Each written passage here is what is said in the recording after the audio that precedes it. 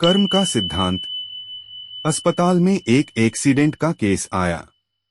अस्पताल के मालिक डॉक्टर ने तत्काल खुद जाकर आईसीयू में केस की जांच की। 2-3 घंटे के ऑपरेशन के बाद डॉक्टर बाहर आया और अपने स्टाफ को कहा कि इस व्यक्ति को किसी प्रकार की कमी या तकलीफ ना हो और उससे इलाज व दवा के पैसे न लेने के लिए भी कहा। तकरीबन 15 दिन तक मरीज अस्पताल में रहा। जब बिल्कुल ठीक हो गया और उसको डिस्चार्ज करने का दिन आया तो उस मरीज का तकरीबन 2.5 लाख रुपए का बिल अस्पताल के मालिक और डॉक्टर की टेबल पर आया। डॉक्टर ने अपने अकाउंट मैनेजर को बुला करके कहा, इस व्यक्ति से एक पैसा भी नहीं लेना है। ऐसा करो, तुम उस मरीज को लेकर मेरे चैम्बर में आओ। मरीज व्हीलचेयर पर चैम्बर में लाया गया। डॉक्टर ने मरीज से पूछा, प्रवीण भाई, मुझे पहचानते हो? मरीज ने कहा, लगता तो है कि मैंने आपको कहीं देखा है। डॉक्टर ने कहा, याद करो, अंदाजन 2 साल पहले सूर्यास्त के समय शहर से दूर उस जंगल में तुमने एक गाड़ी ठीक की थी। उस रोज मैं परिवार सहित पिकनिक मनाकर लौट रहा था कि अचानक कार में से धुआं निकलने लगा और गाड़ी बंद हो गई। कार एक तरफ खड़ी कर हम लोगों ने चालू करने की कोशिश की, परंतु कार चालू नहीं हुई। अंधेरा थोड़ा थोड़ा घिरने लगा था। चारों ओर जंगल और सुनसान था।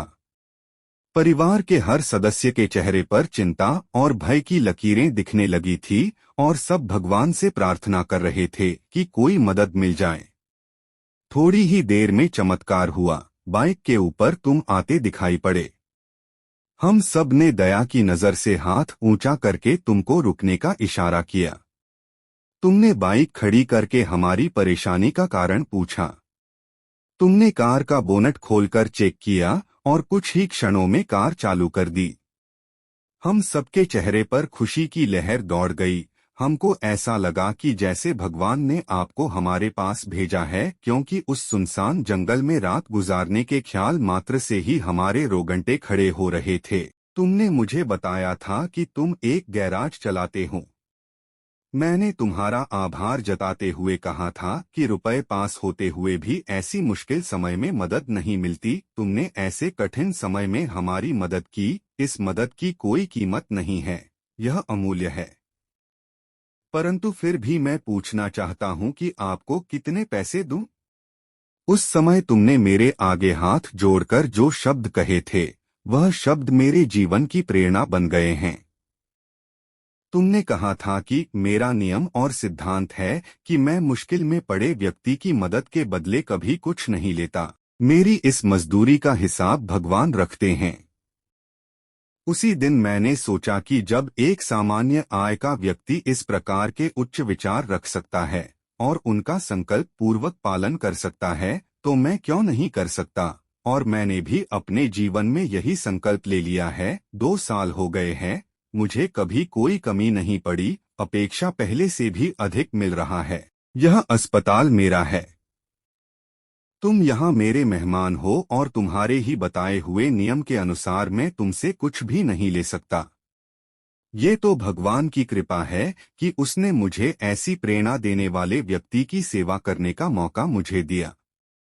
ऊपर वाले ने तुम्हारी मजदूरी का हिसाब रखा और वो हिसाब आज उसने चुका दिया। मेरी मजदूरी का हिसाब भी ऊपर वाला रखेगा और कभी जब मुझे जरूरत होगी वो जरूर चुका देगा। डॉक्टर ने प्रवीण से कहा, तुम आराम से घर जाओ और कभी भी कोई तकलीफ हो तो बिना संकोच के मेरे पास आ सकते हो।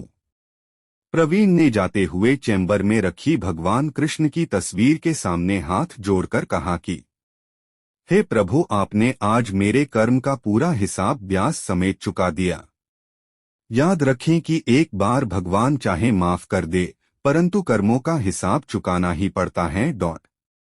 इस तरह बेहतरीन वीडियो देखने के लिए RFM चैनल को लाइक करें, शेयर करें और सब्सक्राइब जरूर करें। जय जय श्री राधे।